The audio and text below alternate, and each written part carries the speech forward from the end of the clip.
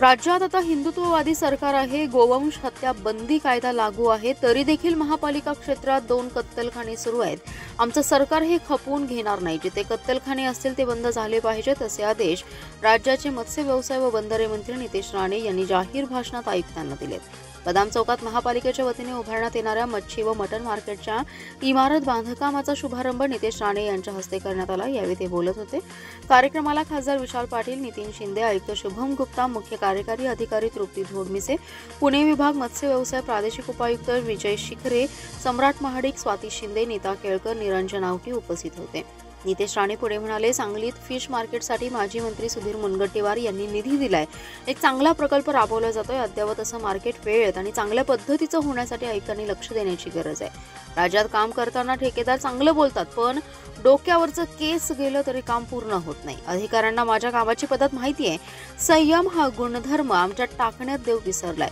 Department हे चाललं नाही तर पळलं पाहिजे. महापालिका क्षेत्रात 2 कत्तलखाने असल्याची माहिती मिळाली. राज्यात हिंदुत्ववादी सरकार आहे, हे बंद झालं पाहिजे असा दम राणे यांनी आयुक्तांना भरला.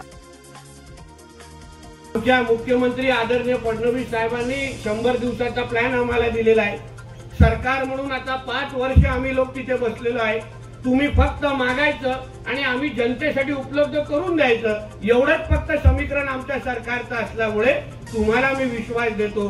तुमचा प्रस्ताव माझ्याकडे आल्यानंतर तुम्हाला अपेक्षापेक्षाही लवकर स्पीडनी तो मान्य करण्याची जबाबदारी ही माझी असेल, एवढा विश्वास तुम्हाला मी या निमित्ताने देतो. फक्त तुमचा आणि आमचा संवाद चांगला ठेवा. तुम्ही आमच्याशी बोलत राहिलं पाहिजे, आम्ही तुमच्याशी चर्चा केली पाहिजे. आता ताईंनी कसं सांगितलं की मला आमंत्रण दिल्यानंतर मीच फोन केला. आता फोन ठेवायचे कशाला, मग फोटो काढण्यासाठी? आता कोण लोकप्रतिनिधी, कोण मला संपर्क करताय? मी एक लोकप्रतिनिधी आहे. मी अगर माझ्या फोनच्या माध्यमातून लोकांची अगर संपर्कात राहणार नाही तर कोण राहणार? म्हणून ह्या सगळ्या गोष्टी संवादामुळे अतिशय सुखर होतील, एवढं मी आवर्जून तुम्हाला ह्या निमित्ताने सांगेन. आता एक विनंती मी जनतेलाही करणार आहे. आता माझा एक अनुभव आहे. जेव्हा जेव्हा अशा चांगल्या फिश मार्केट कुठेही उभे राहिले आहेत, तुम्ही चांगलं आम्ही फिश मार्केट उपलब्ध करून देऊ, चांगल्यातल्या चांगल्या सुविधा देऊ. आता याच्या सुविधाची यादी मी पाहिल्यानंतर अतिशय चांगलं सुसज्ज असं सर्व सुविधा संपन्न असं फिश मार्केट आम्ही तिथे उभे करणार आहोत. पण आता माझ्या मच्छीमार बांधव ज्यांनी माझ्या हातात माझा सत्कार केला आणि अन्य जे लोक त्यांच्याशी निगडीत आहेत, त्यांना मी विनंती करेन, तुम्ही अगर कुठे रस्त्यावर बसून विकत असाल, कुठे आजूबाजूला अगर बसले असाल ना, तर जेव्हा मार्केट सुरू होईल ना, तेव्हा मार्केटमध्येच बसणं हे तुमच्याकडून सुरू झालं पाहिजे. मग गुप्ता साहेब, मग जे काय ताईंनी तुमचं कौतुक केलं, तुम्ही शिस्तीतले आहात, कडक आहात, चांगल्यातले, ते आम्ही गुण आम्हाला ऍक्शन मध्ये दिसलं पाहिजे.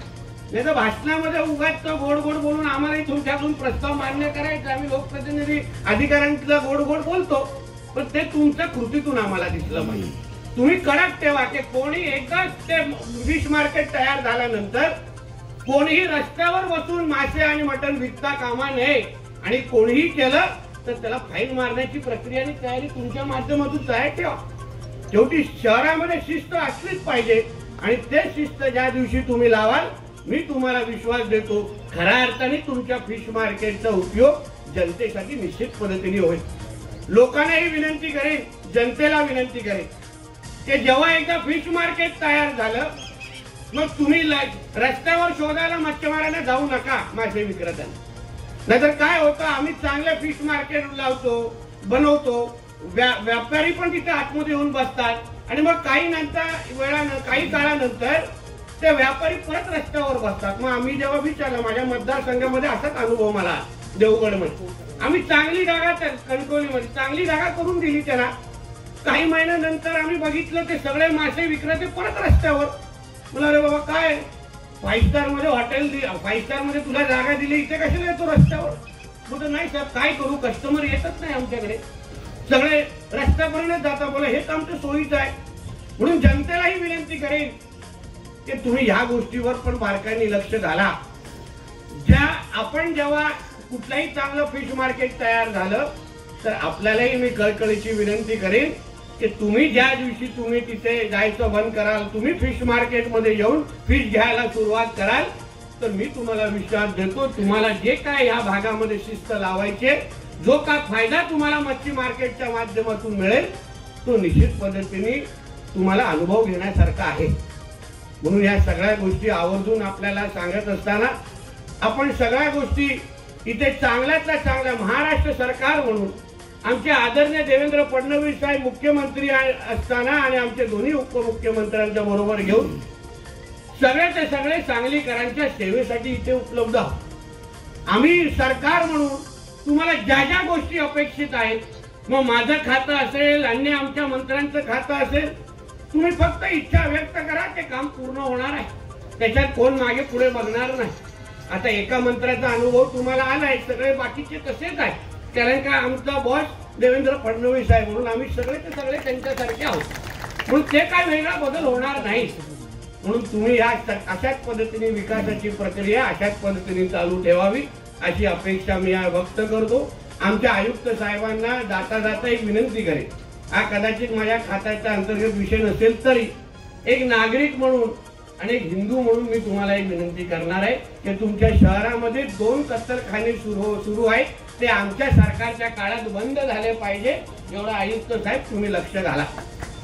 आमच्या राज्यामध्ये गोवंश हत्या बंदी कायदा लागू आहे आणि कायदा लागू असताना अशा पद्धतीचे कुठलेही कत्तलखाने आमच्या कुठल्याही महाराष्ट्राच्या भागामध्ये चालू राहता कामा नये, यावर तुम्ही लक्ष घालावं अशी अपेक्षा तुमच्याकडून मी या निमित्ताने व्यक्त करीन. परत एकदा ताईंना आणि त्यांच्या सर्वच सहकाऱ्यांना आवर्जून मला बोलवण्याबद्दल मी खरंच आहे की मी मत्स्य खात्याचा मंत्री झाल्यानंतर ताई हे पहिलं मच्छी मार्केट आहे ज्याचं भूमिपूजन करण्यासाठी आलेलो.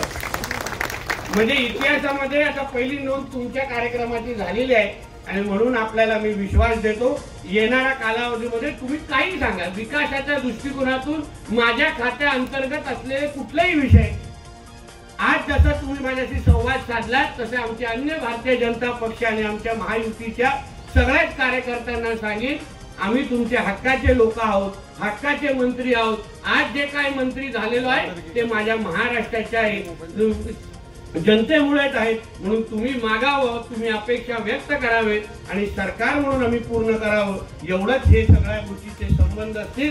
म्हणून ह्या निमित्ताने परत एकदा आमच्या शिंदेताईंना आणि त्यांच्या सर्वच सहकाऱ्यांना मी मनापासून तुम्हाला शुभेच्छा देतो. अशाच ताकदीने लोकांची सेवा करत राहा. पक्ष म्हणून सरकार म्हणून 100% आम्ही तुमच्या मागे उभे आहोत एवढा विश्वास या निमित्ताने देतो. इथेच थांबतो. जय हिंद, जय महाराष्ट्र. धन्यवाद माननीय